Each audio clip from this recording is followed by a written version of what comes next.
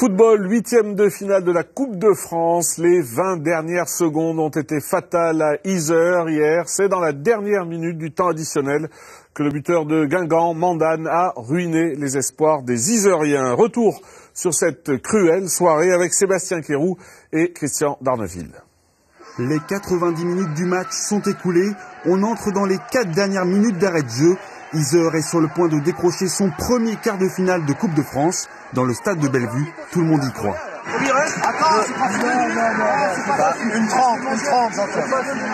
Une minute 30, très longue pour Nicolas Dupuis et ses hommes. Yzeure est au bord de l'exploit, quand soudain... Avec cette tête... c'est incroyable. Et le but de Christophe Mandane, l'égalisation.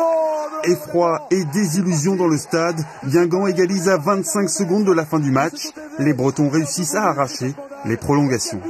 Alors qu'il restait 15 secondes. Nous on a fait notre match, on a sorti le match qu'il fallait. Et après, tout ce qui est payé sur les dernières minutes, quoi. On n'a pas su tenir le match et puis voilà, c'est là qu'on voit la différence du gros niveau, quoi.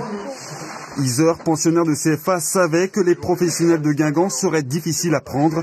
Juste avant le début du match, dans les vestiaires, les Bourbonnais font preuve d'une grande concentration. La tactique est bien rodée. L'heure pour Nicolas Dupuis de donner quelques derniers conseils. À chaque fois, ils la font. Latéral droit, c'est-à-dire ça pourrait être le maître.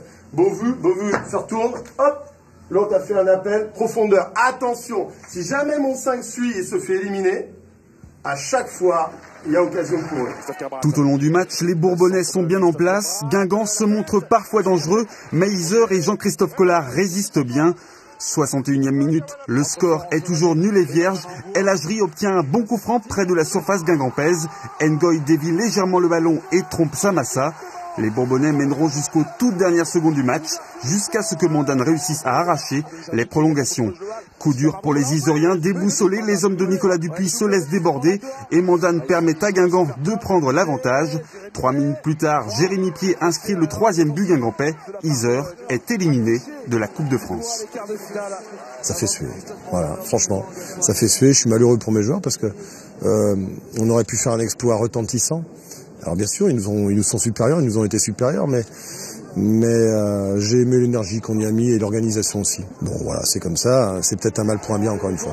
Le camp yzeurien regrette certaines décisions de l'arbitre, notamment sur cette action juste avant l'égalisation guingampaise. Les Yzeuriens réclament une faute, l'arbitre ne siffle pas, Jean-Christophe Collard est furieux. Je pense que l'arbitre les a bien aidés ce soir.